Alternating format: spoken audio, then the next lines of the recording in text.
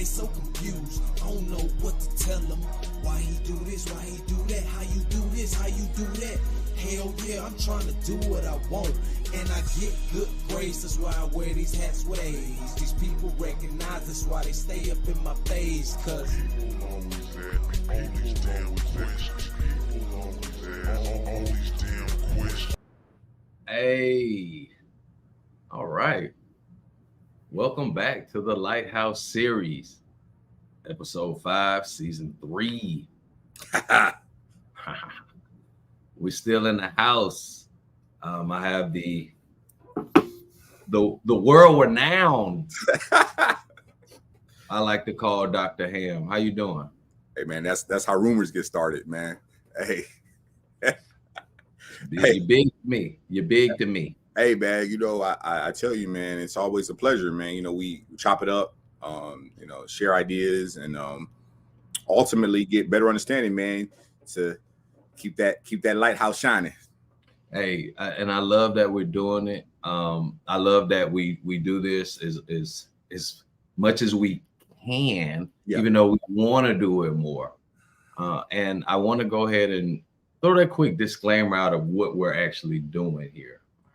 So the Lighthouse, again, my disclaimer is to warn or guide anybody that hears the words, you know, and it's not to say we have something specific and is measured out. We have a flow, and that's what we're doing, flowing like in a barbershop or something like that. Yeah. So just want to put that out to our viewers that we're going to expound on thoughts as introspection happens, meaning as we think about it, we're going to talk about it. And so, you know, with that, we get into what we're talking about today, which is a very good, profound question that's been on my mind. Are you who you want to be, or are you who you must be, or, you know, who you have to be? And I think that's an important question today, because I think we have a lot of people dealing with cognitive dissonance. Yeah. You know, and cognitive dissonance all the way to the point where, you know, W.E.B. Du Bois acknowledged that, you know, there's two consciousness that Black people can live with, the souls of Black folks. But we also want to acknowledge that there are other people living in duality. Yes. Duality. And so we could, you know, point to research this, then the third says that. And, you know, this is where we live. We can point out scholarly things. This is why we're doing this. But we're trying to bring it down to, you know, the working people who don't have the time to look at these things that we're talking about. Yeah. And so as we're thinking about who you want to be and who you must be, you think about the systems that hold you accountable. Yes. That would hold you back from who you think you could be, which would probably be the person that would have the time to try to figure out who you want to be. Yeah. Thoughts? Yeah, and then when you ask the question about who you want to be, I think there's an idealism in that, you know, where sometimes who you want to be may not be pragmatic. You know, it's like, hey, I want to be a doctor, but I haven't been to medical school for one day. And it's like, okay, it's what you want. What are you doing to bring about what you want to happen? And so, you know, I just in full disclosure, I never wanted to get a Ph.D. or be a doctor, just so we're clear. That is not what my goals were. It just so happened that I found myself at a very strange intersection. And I wanted to know an answer to a question that I couldn't find anywhere. And as I began to look and I began to want to understand, so who I am, I want to be someone who wants to understand first. Because if I understand first, then I will be able to approach things from a different vantage point. Not that I want to be right, not that I want to win an argument, not that I want to win a debate. I want to understand you. But because I want to understand you so much, it requires me to suspend what I currently think, because my thinking may not lead to understanding. All right. Well, let's think about this. When you think about your interaction with other people, you have put in place pretty much an emotional filter. Yeah. Right. It's almost the opposite of cognitive distortions. Yeah. Right. It's almost like a cognitive preventative measure to not allow your emotions to go off on something that could affect one of your moral foundations. You know, the social, well, you know, as I wrap it up, the socialization, I find, gives a person a foundation to what the young kids are calling stand on business. Right. Yeah. But, you know, the different philosophies that we could talk about, one of them, you know, Taoism talks about being like water. Yeah. Right. And so, you know, water is a good filter. Right. Water is a good filter of things. So when you think about the mentality of being like water, would you think about that in an emotional or psychological type setting? And we talked about this before, kind of like emotions being like that car that's overheating. And we all know, I mean, if you've been in a car that's overheated, you know, in this analogy, logic becomes the coolant. I'm going to get frustrated because I don't know. I'm going to be frustrated. I'm going to be angry because I don't know. And the issue is not being framed in a way that I can understand it the best. So, for example, if you tell me a story, but you just start with all your emotions first, you've already lost me. You've already lost me because I think emotions should be saved for the end. End it with the emotion. And to me, you only start with emotions when your logic ain't good. Because if your logic was good, you wouldn't need emotions. But emotions do play a very important role in that. Being an emotionally intelligent person is knowing that my car is overheating. And stop trying to drive it, pull it over, let it cool down, and then re-engage. And I think so often we don't have coolant and our indicator is broken. Yeah, right. So our car is overheating and we're not even knowing it until we see that smoke coming from that engine. And that smoke to me is that frustration, is that anger, it's the rage, it's the hitting your head against the wall and not coming up with solutions. And when we're able to do this, I believe that once we can control our car, our thermostat, then we can see other people's cars overheating before they know it.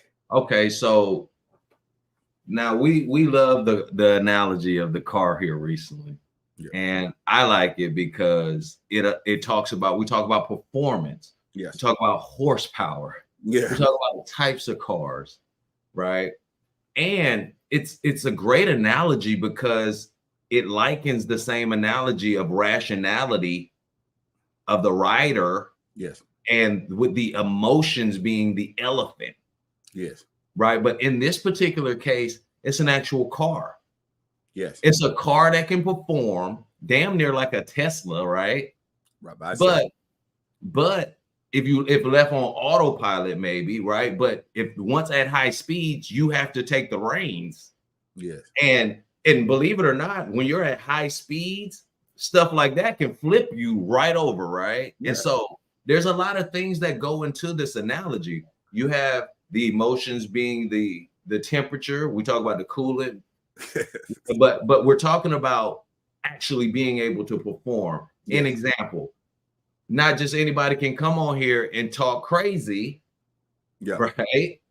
And I want more people to come on, and we're going to do that, and we have done that. But that's just to say you have to be a certain type of car or performance vehicle to be in here, or you're going to exhaust, right? You know, and so that's the analogy, right? Because emotions, the stuff we say could touch emotions, and we get passionate. And my question becomes is who has access to your car and don't need permission to drive it? How many people can just pick up your keys and just go out in your car somewhere? And I think of emotions are that way. There are people in our lives, sometimes those are closest to us, who have access to revving our engine sometimes without our permission. Okay, so that's what I'm saying. Like this is one of those things where it's almost when somebody gets into your car, which is exactly what it is. I just recently, you know, saw something that says, hey, anybody that you meet or interact with is meant for you to interact with, and that's y'all's delusion together. Right? So when somebody gets in your car, that you have control over their delusion, believe it or not, and they have influence over yours, you know? And so stepping into that car is dangerous.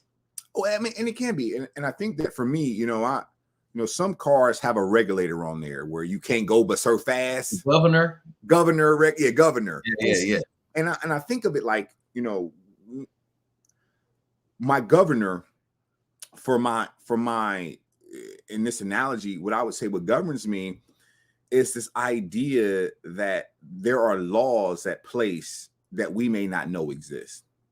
Meaning, like, a soft answer can turn away wrath. Meaning, when you come in with a whole bunch of energy, and I just redirect all that energy and then go right here with it. So now, what you loud for? Tone, watch your tone. But see, and these are concerns that I think when you come to being ready to discuss emotions, I think that there's an idea that I think people are heavy on emotions because we haven't developed the prefrontal cortex part of our brains in the sense of logic. Because the human experience will tell you, again, I find here recently that you have to think about what motivates people. Oh yeah. Right. And the things that motivates people should and probably are the things that hold them accountable. Yeah. And when you start talking to me about like people, I think that, you know, we sometimes learn how to make better assumptions. Like, you know, if I to use the car analogy, it's like if I'm driving home and I don't know if I got enough gas to make it. So I could stop at the gas station or I could try to make it home. Mm-hmm. Now, one of these requires faith. I don't like to generalize here, man, but you sound like a lot of people of the opposite gender who drive cars. Well, and the reason that I say that is because faith exists because knowledge is absent. Right. You hope because you don't know. You don't know. But once you do know, hope ain't needed no more. Right. If you hope it stays the same, to understand. Like if I smell a food cooking, I ain't got to hope I'm eating. I know it's coming. I can expect it. And you know what? Let's stop right there. So let's talk about let's get out of theory. Let's get to praxis real quick, right? Okay. We're talking about praxis. You talking about praxis? Processes. Yes, processes, people. Praxis. Doc, real quick, you want to explain praxis? Practice is the taking of a theory idea and to make it operational, meaning that we're going to go from the abstract to the real. And in between there's praxis comes from a Greek word, and it was only something that could be practiced by free people, meaning you can't just go to your job tomorrow and start a praxis. They already got one. That's the accountability that I was talking about, right? Yeah. So let's talk about praxis and accountability, right? Are you who you want to be, or are you who you must be or have to be, right? So when we're talking about accountability, and I want everybody, if somebody wants to chime in, we're gonna play the game. But I had the conversation of when it comes to accountability, I want to ask a question. Inside of the house, there's an expectation of accountability to all members within inside a house if you have a family or if you have a couple, whatever. Outside of the house, there are social norms and, you know, social conformities that people expect others to adhere to for psychological safety. To the point where if you do not conform, you could lose your freedom or lose your life. Now, when it comes to accountability, both in the world and at home, based on that, I'm going to use demographics. Who is held to the highest level of accountability? Is it a woman or man? And give me the ethnicity.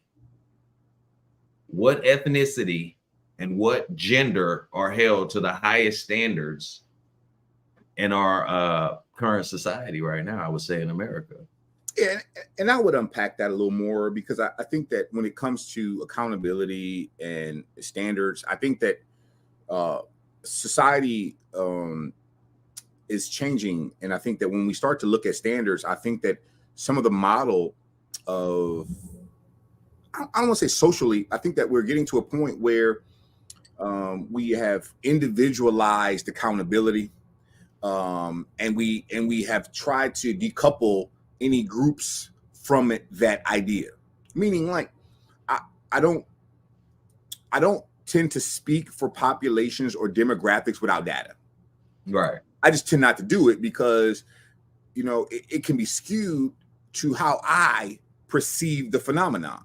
Correct. And I like to think that what I think doesn't really matter, in a sense, because what I think is flippant. It could change like the weather.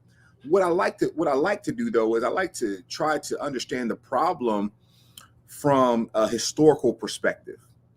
And historically, you know, we've always seen more scrutiny, I would say, on Black people in America. We've seen more scrutiny, and I think that the scrutiny, derives from I need to know what you're doing. Meaning, like, so you were about to go. You can do this all day. Let's do this. Since we're talking from that perspective, you know, as I interrupt you, I don't want to get lost in the thought about who we want to be, and who we have to be in these situations, because, you know, we would have the ability to stop a situation because, first of all, we have time, right? But be able to take on the information objectively. We have to take it on objectively, and then we can filter that and say, this is the situation that's going on, right? Yeah. Most people that receive data in real time don't necessarily bounce it off a theory, right? And so they have to they bounce it off some sort of cognitive bias that could be tied to something dealing with their accountability in some form or fashion, because it's going to be based on the basic principle of making decisions, especially out of bias purposes, is for survival purposes. Yeah. But that's what I'm trying to say. But I think the idea is becoming like we're in a transitory state. We're becoming something, meaning the end state of something cannot, well, the process state cannot be judged by its end state, meaning that when we get to the end, then we are what we want to be. But it's the becoming that I think is the harder challenge. Because when I'm becoming something, there may be pitfalls along the way. There may be setbacks. There may be challenges, accountability issues. But who I want to be is someone who is becoming. I want to be transitory. I want to be a flower that's blooming, because I think that when we start to find that whenever we are something, or where we're finally settled on something, you know, I can speak for myself on this. I'm not satisfied or content with just being, because I believe that when it's time to be something, you either are going to do it or you're not going to do it. And in the becoming, it's, I believe, when you're learning how to do it. So I recently had a question, another good question. What do you do when all your dreams come true? What do you do next? He said your dreams are too small if they could come to true. He said, well, your dreams should be so big they humble your own ambition. He said, well, now, but you would have to think about that from a socialization standpoint.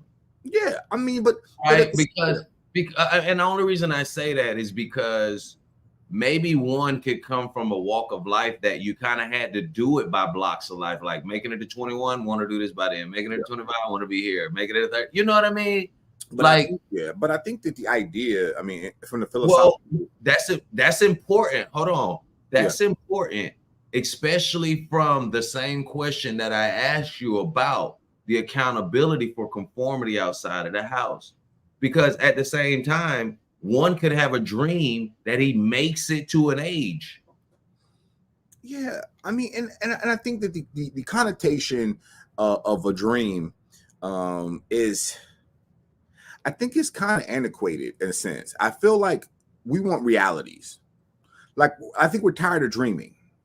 I'm like, I would argue that might be true to most people because they don't get what they want most of the time. Yeah. But most people would elevate and not understand that elevation requires a different level of maintenance and care and cost, and will put themselves in another theoretically, another psychological, we'll say, distortion to say that their life is bad until they recognize that they've leveled up and that everything that they're dealing with is new. Does that make sense? Yeah, but and then there's some interpersonality in that too, because I feel like when you start to talk to people about success or dreams, you know, I find that there's usually an internal metric that's being used. They're measuring, they're trying to find something to model their behavior off of, meaning like, I want to be Beyonce when I grow up. I want to be this person. I want to be this person, or I want to be like this person, meaning that their dreaming is being modeled off of what they're seeing. And I would just, you know, submit that perhaps they're not seeing enough. Maybe their worldview has been expansive. So that's okay too. So cultural competency would come into who you would think you would want to be. Yeah. From a limitation standpoint. Yeah. All right. I want to talk about the opposite of cultural competency. Culturally incompetent. No. I don't. That is a good one, and I'm gonna stick with that. But when I looked it up, it was cultural humility. Yeah, but this is nothing we teach here. I mean, we're ethnocentristic. We believe that our culture is the best in the world. We were taught that. That is one of the biggest problems. Yeah. Okay. All right. You asked me a question. You said, what is the mental model? There it is. That's part of the main mental model right there, what you just said. You know, I think that it's one of those things where it is, but I don't find it. We would have to start with an Americanized mental model on what everybody's position was supposed to be by what we call a consilience. Is that the word? That's how you say it? Yeah. Right. Hold on. Don't move real quick. Let me hold you down now. What would consilience tell you about that situation with history and science? I mean, it's I don't want to say it's irreconcilable, but it's like it doesn't fit anywhere. It's like trying to put a square peg in a round hole. You know, our worldviews are so incompatible with, if you traveled overseas and you've been outside of America, you know that our worldview is just not compatible like anywhere you go. It's just not. I mean, we approach things in a very, you know, Eurocentric westernized way, and I think that it creates barriers for cultural competency. America is the cool little brother to Britain or something like that. The cool child or something like that. Like the hip child that's not as like oppressive, but still like handling daddy's business type of shit. Yeah. Is that a bad analogy? I mean, there's a lot of things, and I think the reason I say that, Doc, is because like Americans can go places and still be celebrities. Yeah, but in their own head. Yeah, and I would say that right. Yeah, but to say that this mental model is the best to be as an American, I would say maybe, but I don't. Who the hell said that? No, I'm saying that it was the best. no, I'm not the best, but I'm saying, but if it's what you're starting with, you might be at a deficit. Like, well, I mean, no. I think, yes, there is trauma that comes along with being that, but the duality of being an American is meritocracy, baby. Well, now. I mean, you, but it was always a dream. Remember, it was always a dream until it was time to wake up. Rest in peace. Hey, until it was time to wake up. And even King said that dream I had has turned into a nightmare. So I mean, I feel like what do you say? I feel like we've moved into and what do you say? Inherited a burning house or moved? Yeah, we moved to a burning house, and I think that when you start to look at America in its totality, you know what you see is there's a lot to be said about America, and even in the wake of ongoing events, like the Trump phenomenon. With this, a lot of ways, the embodiment of America is immoral. I mean, if you think about it, if you look at this country, it's lying, it's stealing, it's corrupt, it's corruption. And then you look at Trump and you like perfect fit. This guy don't care about no rules, don't care about no He's law. The mental model, man. But this is the thing. But the thing is this. It's like the coalition of people that need his support, and we were talking about this earlier. It is a growing piece of a shrinking pie. It's a growing piece of a shrinking pie, meaning like I'm not concerned about Trump anymore. What I'm concerned about is the millions of people who are sycophantic or sycophants to this person. Because listen, if I gave a speech and as a result of that speech, people were killed and got killed because of what I said and told them to do, there would have to be some kind of complex that I would have to allow me to feel vindicated in my action. Meaning like I have to feel like I was doing the right thing. That's a cognitive distortion. Well, right? It is. But because it will be moral justification post hoc. Yeah. Right. And so, but these are the important things of understanding the differences and how we look at things. Right. Yeah, so let me ask you this. Are the people who stormed the Capitol, did they feel like they had to do that? They felt like they had to do it, right? They had to do it, right? So, what type of energy was that? Like that based on what we feel like, I would say the consilience for that was kind of the mob mentality. Kind of felt like there was some lynching energy. Oh yeah, right.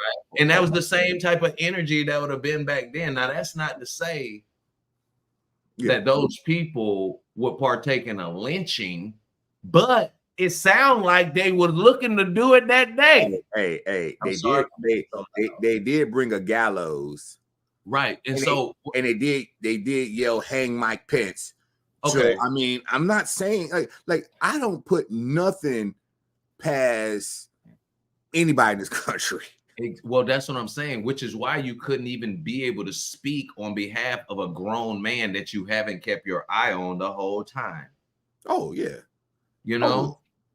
Right? You have to be, if somebody can vouch for you of the utmost character, you would have to have proven to them on multiple occasions that is not even how you rock, you know? But then I think the question on the inverse is, how do we know or how do we verify that somebody is not who they want to be? From a perspective of you may not even be qualified to assess what you even want to be. And I think that this is important because, you know, there are very few, I want to say, guides when it comes to life. Like there's few people who can help you out, you know, parents, but you get to a point in life when you have to start doing some math and you have to start adding stuff up and you be like, this don't add up. Right. And it's like I've been sold a bill of goods that ain't no good. And when I talk to people, like the idea of I don't think the idea is to be like self-actualized, like from a Maslow perspective, but I think the idea is to be comfortable in my own skin. And I think that's the difference. When I enter into a room, I'm not entering into somebody who doesn't belong there. I belong here. Not just do I belong here, I'm going to be here, and you're going to know my presence is here. I'm not going to be a wallflower. If I have something on my mind, I will speak it when it's necessary. And I think that's who I want to be. I want to be the type of person that sees something and says something and don't have to wait to the crowd or the society or the statistics tell me, oh, this is favorable to say now. Like, no, because the truth is always in season.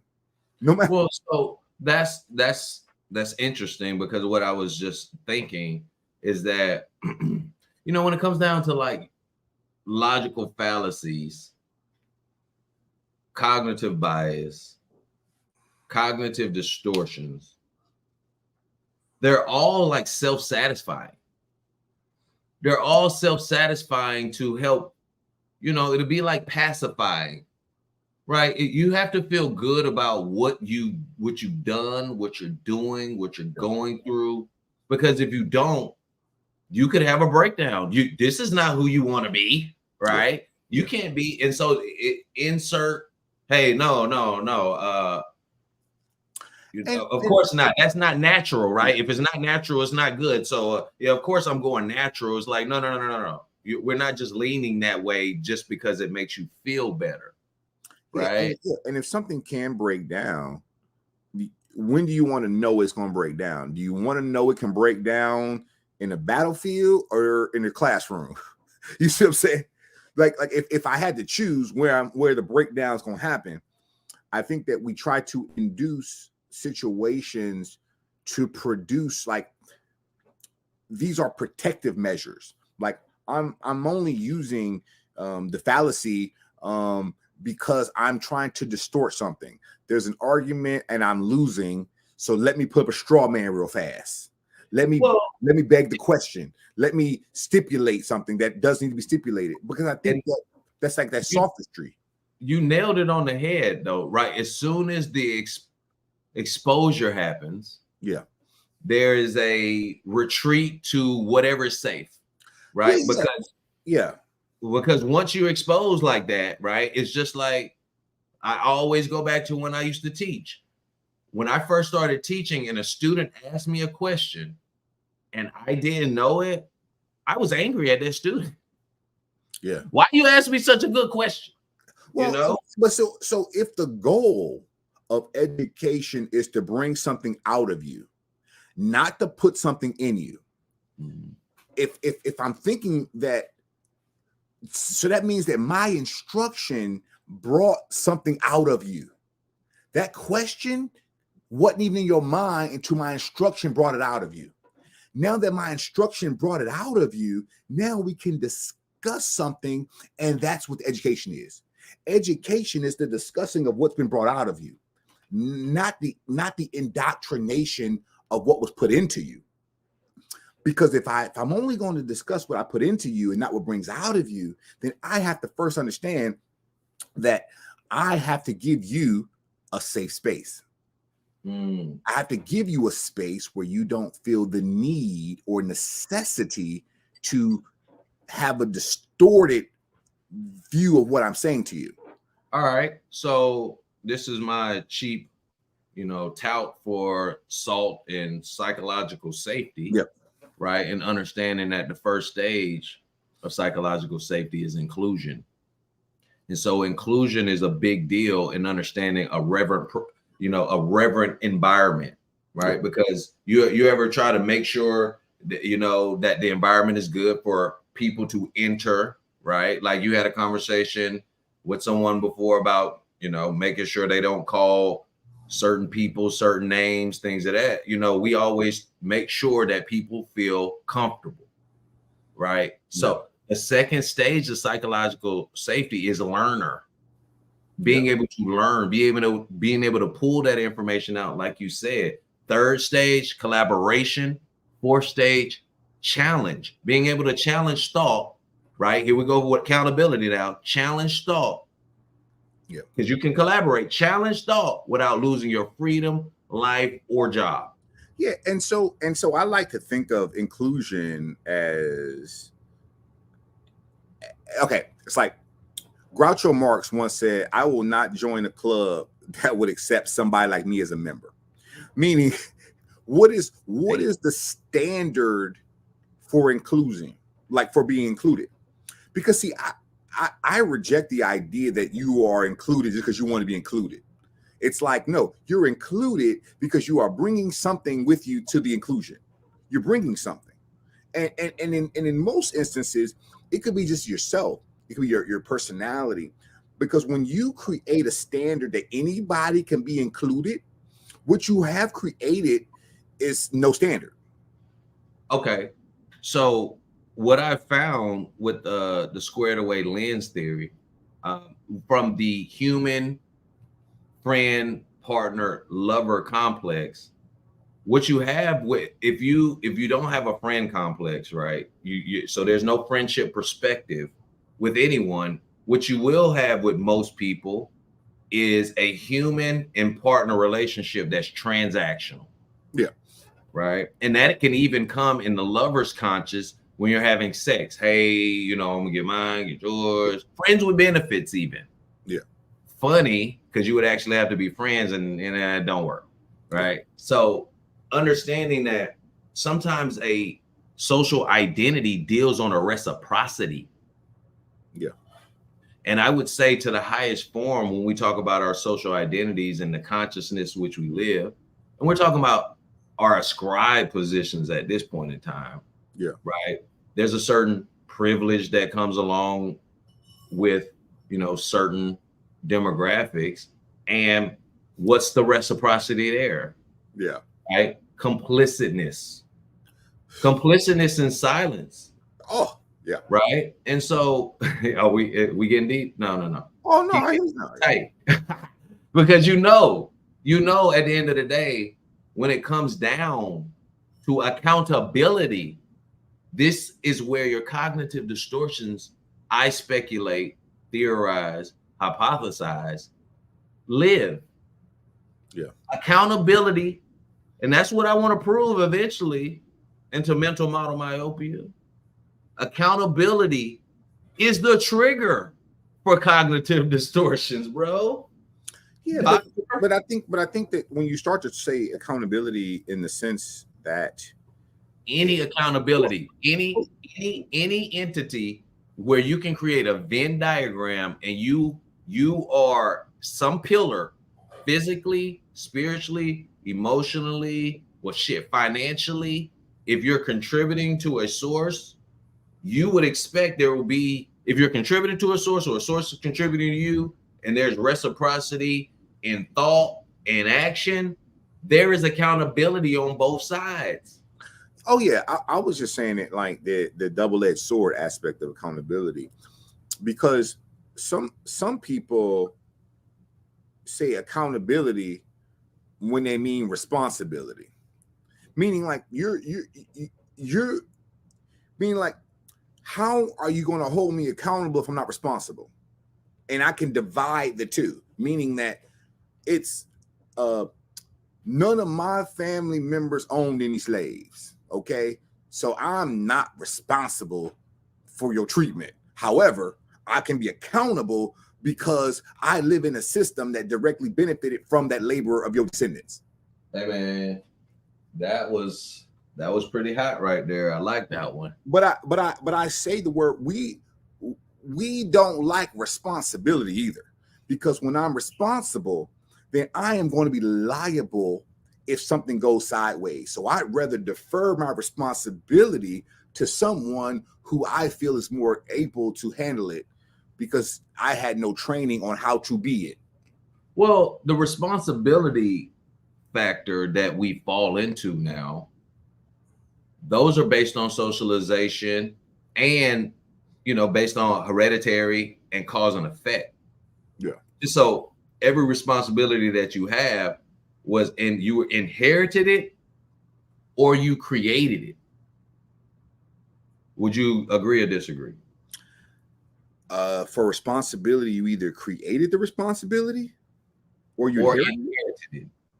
I mean, I don't see a problem with that. I just see it like, I see it from this perspective that we tend to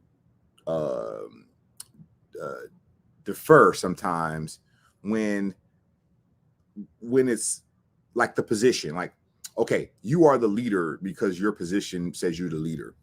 However, when the team doesn't succeed, you're going to say, hey, I had bad teammates. Right. So I won't take responsibility for our lack of performance because it's their fault. And so I think, I mean, you're not wrong, right? This is what the difference in leaders are, right? From laissez-faire to transformation. Right. Yeah. So you would find different attributes in different people and how they're accountable. But this gets back into leadership. Again, shameless plug for SALT.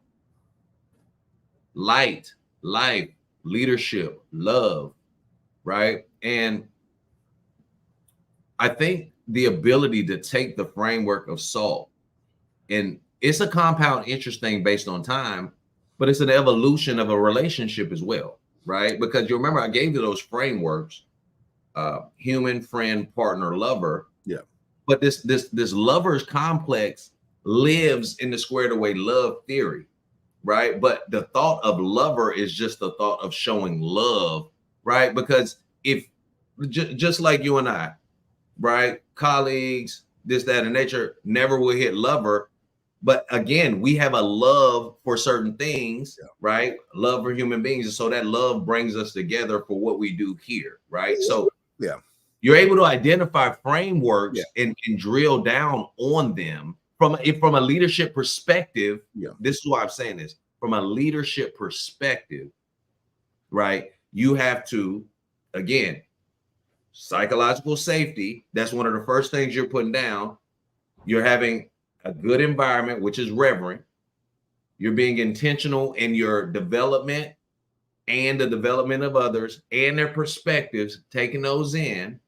You're advocating objectively, and you're turning around and making sure that it's to the benefit of the most you can, and making sure you're going to get people who got left behind or whatever, right? Like this is the leadership concept, right? Yeah.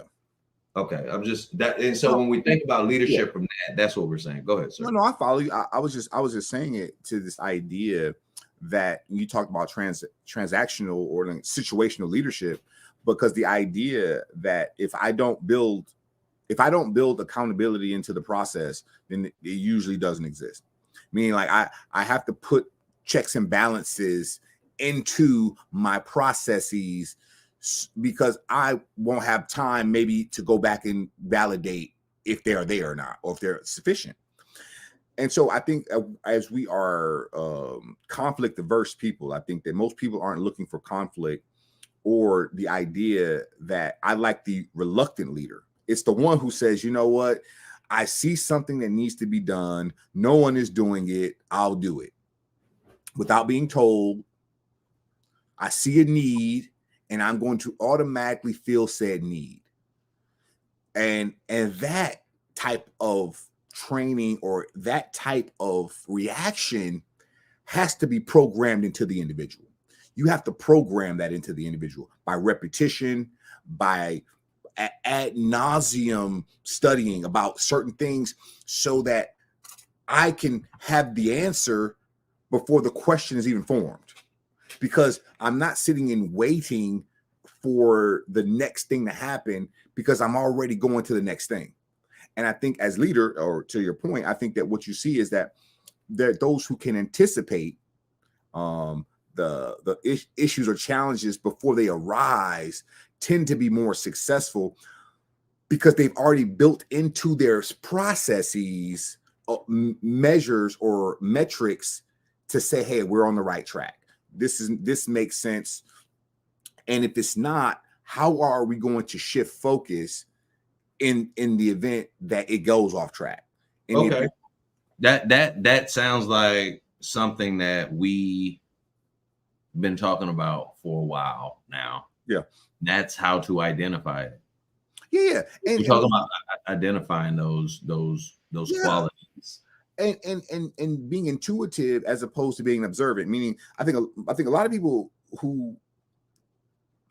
are waiting for somebody to say what they already think and confirm what they already believe before they feel comfortable to say it.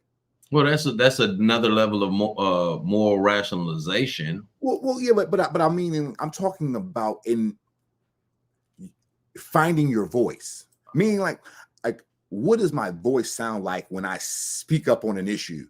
What does my voice sound like? Is it timid? Is it afraid? Am I confident? Am I shaking when I'm speaking? Because when you start to hone your voice becomes like laser beams. When you hone the voice, when you can say, I'm going to speak, like, have you noticed, I don't be on social media too much anymore. Have you noticed that? I don't really be on that much anymore. I may make a post every now and again, but I'm focusing because I was using my social media for experimentation purposes. I was using it to find information, to get for analysis. Same. And so when I realized is that I'm not getting new data. So what happens as a researcher? You don't get new data. What should you do? If I'm not getting any new data, what should I do?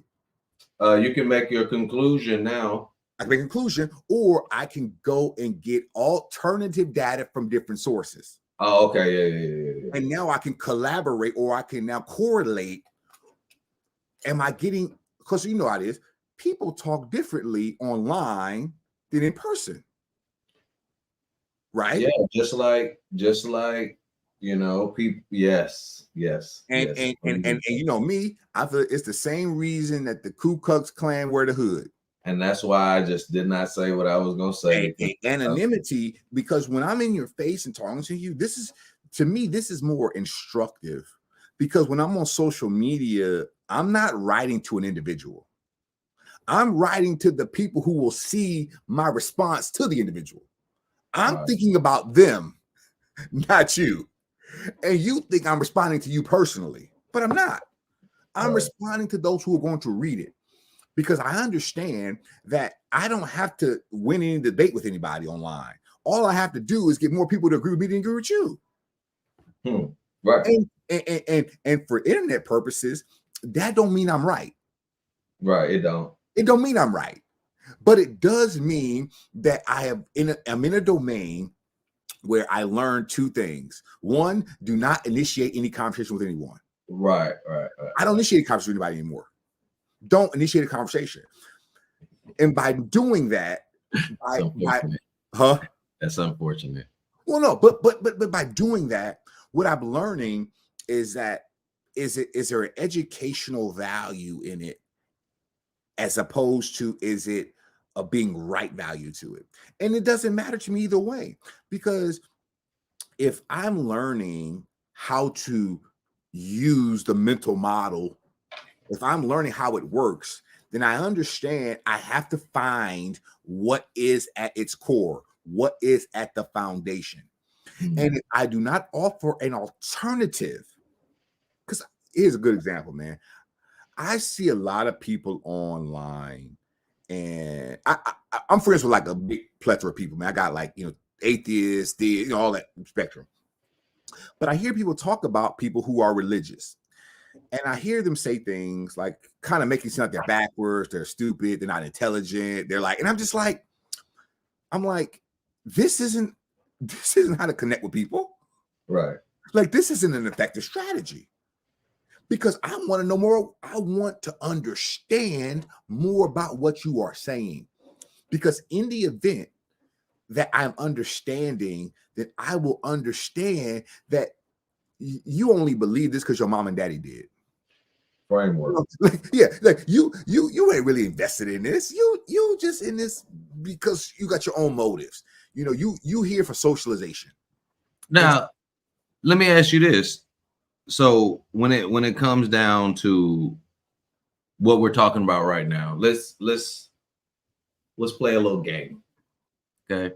We don't have to do the money tip, but what's a book that you would recommend that's on topic for what we're talking about right now? Oh man, who am I? This book was given to me. Oh, okay. Black people invented everything. Hey, now we coming out swinging on this one. And the reason that's important is because I wasn't able to be me until I embraced the non-Eurocentric me. And as I started to study more Afrocentric ideas, what I found out is that, oh, you know what? Most of the ideas that came from Europe were just stolen from Africa. and they were plagiarists.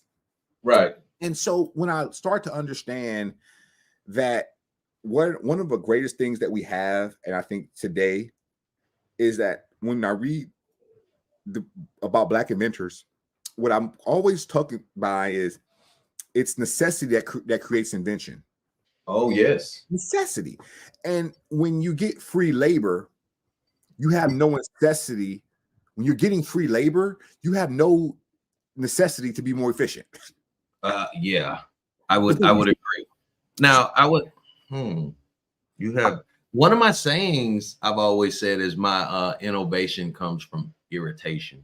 Oh, frustration. And I would tell you the necessity of invention, what came from my, irritation. And that's why salt exists. Salt exists because of that. And speaking of which, I can't pull the book right this second, but The Righteous Mind is what I was talking about recently, and I'm back on it.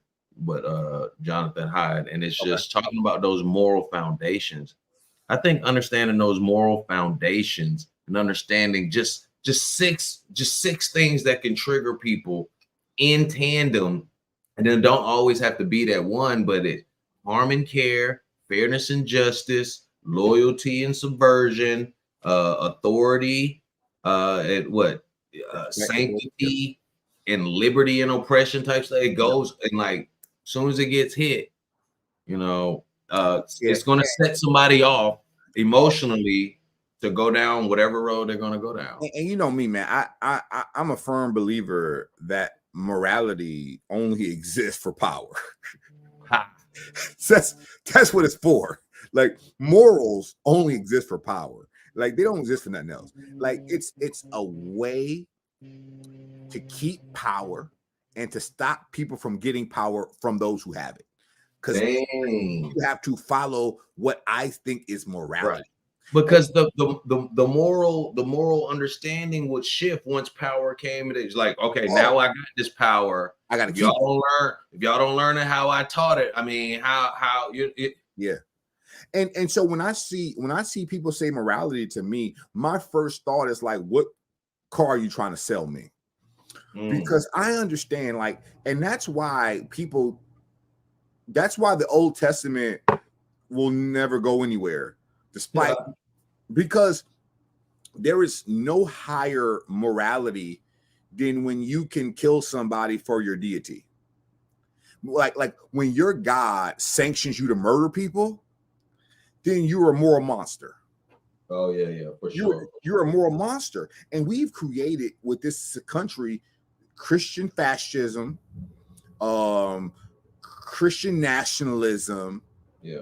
And if nationalism ever comes to America, it's going to be wrapped in a flag and a cross. And that to me is dangerous, because these types of individuals don't like anybody who thinks that the world is going to be ending soon, like Jesus is coming to get you. If you think this, I mean, and that's nothing wrong with thinking that. But if you think Jesus is coming to get you, or he's going to crack open the sky, you haven't read where it says, behold, they're not going to be able to look and say, here he comes, because it says the kingdom don't come with observation, meaning you're not going to be able to see it with your eyes. The transformation of the kingdom coming happens in your heart. And when your heart is changed, then you can see the kingdom. Right. And I'm caught off by the literary devices of explaining parables and allegory and symbolism to uneducated people will produce what we see today. People who can read it but can't rightly divide it, who can read it. Like, I look at the book and I say this. I say, look, I keep a copy. I said, this is a book. I say, look, I read it like I'm reading Shakespeare. I'm reading it critically. I'm reading it grammatically. I'm reading it from the perspective of somebody who understands how it operates. And I've understood the only reason that it has lasted this long, the only reason is because there's some validity to it. Because if it wasn't valid, it'd be gone already. Yeah. And those people who have an interest in your ignorance push this. Right. And that's unfortunate. Final thought?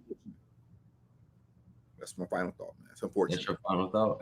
It's unfortunate because the stories are great. I just think that sometimes I wish people would know, like, the origin of it. Like, I wish they would know that in Ethiopia, the Coptics, they were practicing these customs long before Europeans came in contact with them. And I hate this idea that we took some ignorant people from Africa and gave them religion and God, like we were benevolent. Like, no, you took scientists, you took doctors, you took lawyers, you took scholars, you took engineers. And I think because you took them and then you took their history from them, you didn't let me know who I came from. And I feel like that to me is an injustice. That I'm not asking nobody to fix. Like, accountability, accountability. I'll take care of myself. Accountability. I'll take care of myself. And when I do it, what's going to happen to you?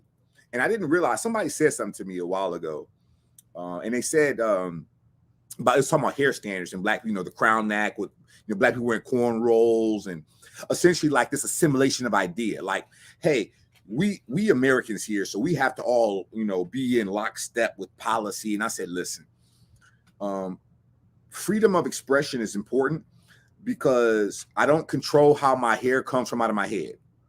Right. But I do know that you have an incentive to control my body. Right. Because remember, praxis is only done by free people. Right. And if you can tell me what to do with anything about me, that's why I'm so glad I got out the military and I got to cut my hair no more. Because now I'm free of y'all. Like I'm free of y'all praxis. Perfect segue, because I think when you think about, are you who you want to be? Yeah. I think you need to have the time to do that. Yeah. And it takes a lot of time. So I don't want to sit close to the sun here because it feels good and warm. But, being that we're here and looking back, I just want to make sure people know that, make sure you're taking the time to try to elevate and see where you are, and make sure you're not getting, your car's not being driven by somebody else, and understand, where your accountability lies and how much psychological safety you have there, and try to make sure you stay out of those cognitive distortions. There's 15 of them, because I don't think you're forever going to try to be who you want to be, because at the end of the day, when you get to a certain point in time, you're not going to have labels. Yeah. people are going to try to label you, but you're not going to have labels. You're going to have things that you're doing. Yep. You're being.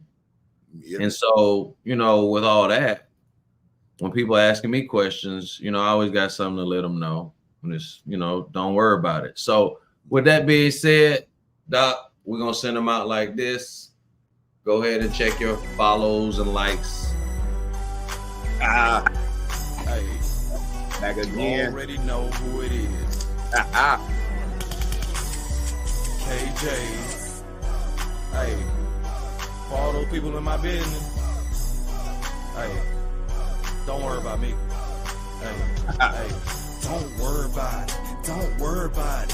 Hey, you ain't got to worry about me. Don't worry about me, cause I ain't worried about shit. 2 fingers in the air and I'm out this bitch, so don't worry about it. Don't worry about it. Hey, you ain't got to worry about me. Don't worry about me, cause I ain't worried about shit. 2 fingers in the air and I'm out this bitch. I'm leaving these people breakfast while eating niggas for breakfast. The flow is so reckless. And shawty touching my necklace. The wrist is so costly. My ear is so frosty. I'm shaking these haters off me. Keeping it cold like coffee. You banging this through your speaker. Then the shit is off the meter. I ain't trying to pull. All right, people. All right.